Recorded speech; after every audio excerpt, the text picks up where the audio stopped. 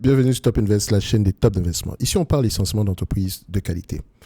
Alors, on a déjà parlé de Worldline plusieurs fois sur cette chaîne et vous savez que mon problème avec Worldline, c'est la direction. D'accord? Et je pense que je l'avais mentionné sur la précédente vidéo. De toutes les façons, quand vous essayez d'investir sur une entreprise, quand vous voulez investir sur une compagnie, il faut toujours vérifier si vos intérêts sont alignés avec les intérêts de la direction ici, du management. Dans le sens où il faut souvent regarder sur quoi on adosse le salaire de ces personnes-là. OK? Quel est le pourcentage de variables? Quel est le pourcentage ici fixe par rapport aux variables ici? On adosse, le variable est adossé sur quoi? Est-ce que c'est par rapport à la performance ici de l'action? Est-ce que c'est par rapport au retour sur investissement des capitaux? Est-ce que c'est par rapport aux marges et des bidas? Est-ce que c'est par rapport aux marges nettes, au free cash flow, à un niveau de bénéfice net? Bref, il faudrait aller regarder sur quels critères on base la rémunération du dirigeant. OK? Sur Worldline, je n'ai pas vérifié cette information-là. Dans tous les cas de figure, comme je dis toujours ici, moi j'analyse quantitativement ici les entités, qu'elles soient françaises, chinoises ou je ne sais pas quoi.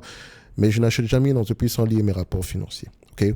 Donc vous devrez également faire la même chose. Ce qu'on fait ici, c'est du quantitatif, histoire ici de se poser les bonnes questions en lisant les rapports financiers. Donc je vais faire le tour ici sur Worldline, d'accord? Stabilité, croissance des revenus. On a des revenus en croissance, organique, inorganique.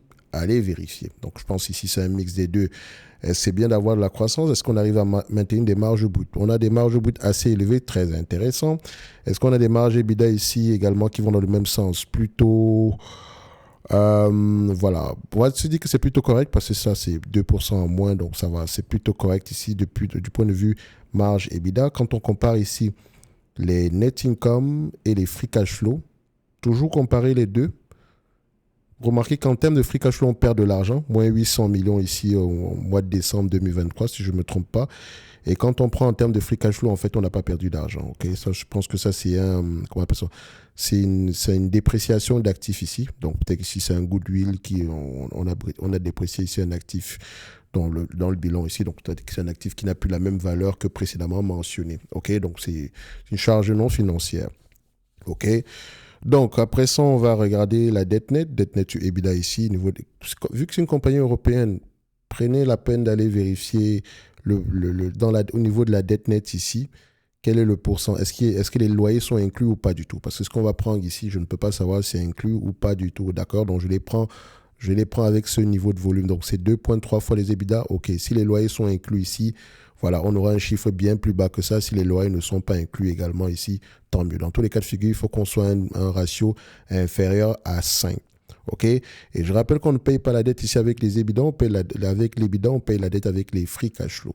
Donc, le niveau de free cash flow qu'on va regarder ici doit couvrir également ici la dette actuelle. Enfin, on doit repayer la dette actuelle avec les free cash flow moyens. D'accord? Donc, en moins de 10 ans. On va le dire comme ça. On a une dette nette de point de vue volume en termes ici de combien? Une dette nette aux alentours de 2 milliards 150 millions. OK. Par rapport au dernier free cash flow ici, on peut payer en moins de 5 ans. Mais attention, ces free cash flow baissent de plus en plus. Pourquoi? Vous devez vous poser cette question avant d'investir sur cette compagnie. OK. Quelle est la raison derrière la diminution des free cash flow? Quels sont les free cash flow attendus à la fin de cette année et quelle est la raison pour laquelle les free cash flow seront plus élevés ou moins élevés que l'année précédente? Je sais parfois que quand vous regardez ces vidéos, vous attendez à ce qu'on fasse tout le travail pour vous, mais ce n'est jamais le but de cette chaîne. OK? Cette chaîne a pour vocation de susciter de l'intérêt et du questionnement quand on analyse quantitativement une entreprise. Il faut lire les rapports financiers sur toutes les entreprises qui existent. Excusez-moi, mais moi aussi j'ai mes propres investissements, d'accord? Donc on s'entend bien que le temps de tout un chacun est précieux. Donc vaut mieux prendre ici en considération uniquement les entreprises qui m'intéressent déjà en date d'aujourd'hui, sur lesquelles je fais généralement ici, enfin, quand on dit qui m'intéressent en date d'aujourd'hui, je peux faire passer du temps ici à faire des notes d'analyse sur les secteurs qui m'intéressent. OK? Donc, prenez la peine d'aller lire vos rapports financiers. Si vous ne comprenez pas ce que Worldline fait, passer à autre chose. Ne vous limitez pas au PER, etc. Non. D'accord? Cette industrie est en plein changement. Même si j'ai mentionné précédemment que en Europe, je pense que par rapport à l'activité que Worldline mène, on aura tendance ici à s'en sortir à long terme. OK? Je parle bien en Europe. Et donc, la consolidation est là. Il y a de grandes chances qu'elle continue. Et je pense que les entreprises dans ce secteur d'activité sont intéressantes et sont inquiètes d'être rachetées ici à tour de bras par les private equity. Vous pouvez aller vérifier de vous-même. OK? Donc, euh, du point de vue évaluation, s'il faut évaluer ce business en date d'aujourd'hui, comme je l'ai mentionné, si je dois prendre les free cash flow, voilà, ce sont des free cash flow qui sont très peu stables. Les bénéfices nets ici, si on les ajuste, ok, on aura peut-être quelque chose d'assez intéressant en passant par FastGraph. Et je rappelle ici qu'en description de la vidéo, vous avez 25% de réduction en passant par le code promo sur FastGraph, donc juste en description de cette vidéo aussi. Donc si je passe par les bénéfices nets ajustés, comme son nom l'indique, ce sont des bénéfices nets ajustés. On met ici opérationnel ajusté. Donc ça veut juste dire ici que si on enlève les éléments extraordinaires, voici ce qu'on pourrait avoir. OK? Mais si vous calculez un tout petit peu par rapport au nombre d'actions qu'on en date aujourd'hui, ça donne à peu près de 600 millions d'euros de bénéfices ou bien de free cash flow. Est-ce que l'entreprise a les moyens d'atteindre est-ce qu'elle a déjà atteint ce niveau de free cash flow? Oui. Est-ce qu'on s'attend à des free cash flow équivalents dans le futur? Je peux aller regarder ça ici. Et ça reste une estimation. Et sur les dernières années, les analystes ont tendance à faire des estimations de moins en moins intéressantes, de moins en moins correctes. Donc, on s'attend à près de 500 millions, près de 600 millions ici de free cash flow sur les années à venir. Mais vous vous rappelez qu'en 2021, d'accord, en N+3, donc les free cash flow attendus en 2024 devaient être à peu près de 1 milliard et poussière. Aujourd'hui, on a quel niveau? 600 millions. Donc, les attentes ici des analystes, voilà, on va se dire ici que les prévisions sont de moins en moins, je ne dirais pas cohérentes, mais elles sont de moins, comment on dit ça? Elles sont de moins en moins précises. De toute façon, les prévisions, ça reste des prévisions. Il n'y aura jamais de précision au niveau des prévisions. Si ça reste ici un intervalle de valeur, OK, avec plus ou moins une marge d'erreur de 30% ici. Donc, vous remarquez que sur les 3 dernières années, les prévisions sur 2 ans, les années sont tendance à se tromper. Donc, techniquement, si on prend les prévisions en date d'aujourd'hui sur 2 ans et qu'on applique à peu près la même marge d'erreur qu'on a eu précédemment, à peu près aux alentours de 35%, 2,63 ici, donc sa déduction s'attend à 2,63 fois 0,65 ici, je relève 35% de ce montant, ça revient à combien? 1,70 €. Ce qui veut dire que 1,70 €, est-ce qu'on reste au niveau de la moyenne de ce qu'on a eu précédemment ici? 1,70 € multiplié par le nombre d'actions. Je vais histoire de voir à peu près si l'entreprise a les capacités de rapporter à peu près ce niveau de cash-là. On a à peu près 282 millions d'actions ici, donc ça fait à peu près 1,70 multiplié par 282 millions ici. Ça donne combien? On a à peu près aux alentours de 482 millions. OK, 482 millions du point de vue free cash flow. Est-ce que c'est possible? Vous pouvez vérifier, c'est totalement possible. Donc, 1,70 € ici, c'est ce qu'on a eu. On pourrait rapporter à peu près cela, au minimum. OK? À 10 fois les bénéfices, ça sera à peu près aux alentours ici de 17 €. À 15 fois les bénéfices, le même 1,70 € ici, si je le prends à 15 fois les bénéfices, on sera à peu près aux alentours des 26 €. Si j'enlève la dette nette ici, qui est aux alentours de 7,50 €, je pense bien que c'est ça, hein, aux alentours des 7,50 €. Bref, vous pouvez aller vérifier ça ici. Ça fait à peu près 18 €. Donc, plus ou moins 20 € par là, on va le dire. Donc, en date d'aujourd'hui, on pourrait se dire que l'entreprise est sous-évaluée. Mais voilà, c'est comme je l'ai mentionné, je ne fais pas trop confiance à ce management-là. OK? Un management qui a déjà eu tendance à raconter tout et n'importe tout, une chose et son contraire sur les 2 dernières années, je ne peux pas lui faire confiance. Parce que le rôle du management, c'est de vous dire exactement ce qu'il est. C'est vous dire exactement ce qui se passe dans le business en date d'aujourd'hui. D'accord? Sans fuite en avant ni quoi que ce soit. Parce que tôt ou tard, si l'activité continue à se détériorer, vous le verrez. D'accord? Et votre but ici, c'est de prendre la meilleure décision possible avec les informations que vous avez. Donc, le conference call est important. Et il faut comparer les conference calls voilà, il faut les suivre. Quand vous investissez sur un business ici, les conference calls se suivent.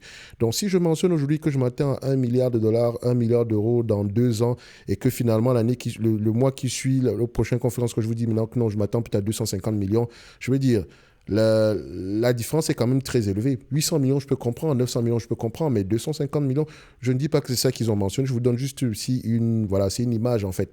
D'accord? Donc, c'est une façon de dire ici que par rapport à leurs prévisions, eux-mêmes, ils ont tendance ici à proposer des prévisions qui ne sont pas très, très correctes. Donc, le business commence à être de plus en plus imprévisible. Et je n'aime pas ça. On ne veut pas investir sur des entreprises imprévisibles. OK? Donc, le business model a du sens. Mais alors, les free cash flows sont trop volatiles. On pourrait également l'évaluer en passant par la valeur d'entreprise sur le revenu. Sur ce genre de business, voilà, c'est un business qui pourrait s'acheter à peu près à 10 fois les bénéfices, à 10 fois les EBITDA ici. OK? Donc, si on prend les EBITDA moyens ici, ça fait à peu près 41 $. OK? En prenant en considération une certaine croissance, tout en vérifiant si les analystes ont tendance à faire de bonnes prévisions par rapport à l'EBITDA. OK?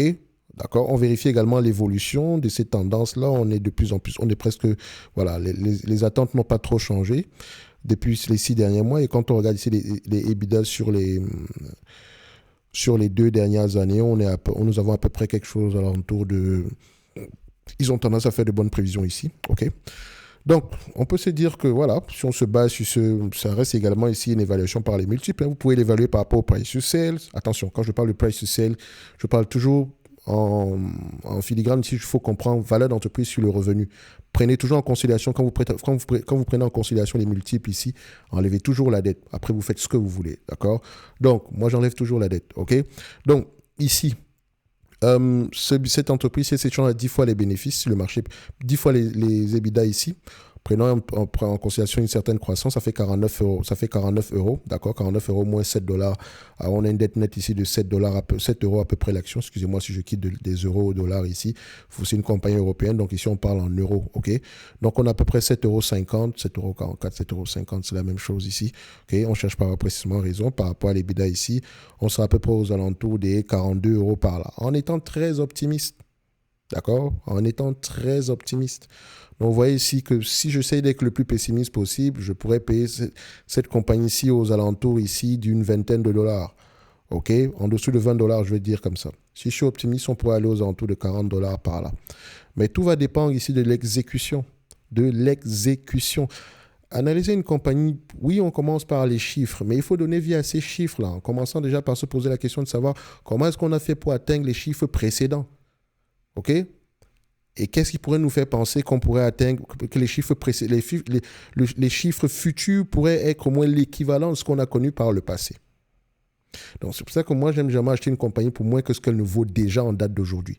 Parce qu'elle pourrait valoir demain. Mais déjà en date d'aujourd'hui, en me basant à peu près sur les éléments qu'on a eus précédemment, en essayant également de comprendre pourquoi est-ce qu'on les a eus précédemment et si on pourrait les avoir dans le futur au minimum. Je dis bien au minimum. Donc, c'est déjà de ne pas surpayer. Si on vous dit aujourd'hui que Worldline, le même niveau de revenu, le même niveau de marge, le même niveau de bénéfice net, on n'aura pas surpayé. D'accord? Donc, il faut faire attention quand on extrapole également un tout petit peu la croissance. Donc, ici, pour Worldline, on va s'entendre que quantitativement, c'est intéressant. Qualitativement, ça va dépendre de votre compréhension du business ici. D'accord? C'est une chose on peut pas, comment dire ça? La conviction ne se délègue pas. D'accord? La conviction ne se délègue pas. Oui, on peut vous aider ici en vous proposant des notes d'analyse sur les entreprises, mais je veux dire, à la fin de la journée, la décision d'investissement viendra toujours de vous. Et donc, il faut lire au minimum. D'accord? Donc, pour ceux qui sont intéressés en description de la vidéo, ici, vous avez le programme de l'accélérateur qui est encore disponible en date d'aujourd'hui pour ceux qui veulent vraiment faire les choses. Monter en compétences, mais surtout en confiance. Je rappelle ici que le prix changera à la fin du mois de mai. D'accord? Mois de mai 2024. Si tu regardes cette vidéo en 2027, voilà, la description, je pense que si la description est toujours la même, clique juste sur le lien. Donc, vous avez également ici le service Premium Plus où je propose des notes d'analyse quantitatives. D'accord? Enfin, pas quantitatives, des notes d'analyse. Je lis les rapports financiers, j'écoute les conférences calls. Vous avez également la possibilité Vous avez également 2 formations ici, à savoir comment lire les rapports financiers, comment lire les états financiers. C'est 2 éléments différents. Les rapports financiers, c'est le questionnement. Les états financiers ici, c'est à peu près les spécificités ici aux différents des ratios, des marges, etc. Bref, tout ça vient également avec des masterclass. Vous avez également les notes d'analyse où moi, je lis les rapports financiers, j'écoute les conférences calls. Par exemple, aujourd'hui, on a parlé de Lockheed Martin. Les notes d'analyse de Lockheed Martin sont basées ici sur mes lectures des rapports financiers, l'écoute des conférences calls pour proposer ici une note d'analyse sectorielle dans le segment ici de l'aérospatiale et la défense. Si vous ne savez pas à quoi ressemble ici notre analyse sectorielle, tapez juste analyse secteur top Index. Vous allez trouver plusieurs vidéos ici sur le sujet. OK? Donc, vous n'avez pas le choix que de comprendre à peu près comment est-ce que fonctionne, quelles sont comment on dit ça? Quelles sont les informations les plus importantes en date d'aujourd'hui sur le secteur d'activité? OK? Quels sont les drivers actuellement? Quels sont les risques également actuellement? Okay? Si on veut investir dans le secteur des médias, pourquoi est-ce que c'est risqué d'y investir en date d'aujourd'hui? Quelles sont les entreprises qui peuvent s'en sortir? Comment est-ce que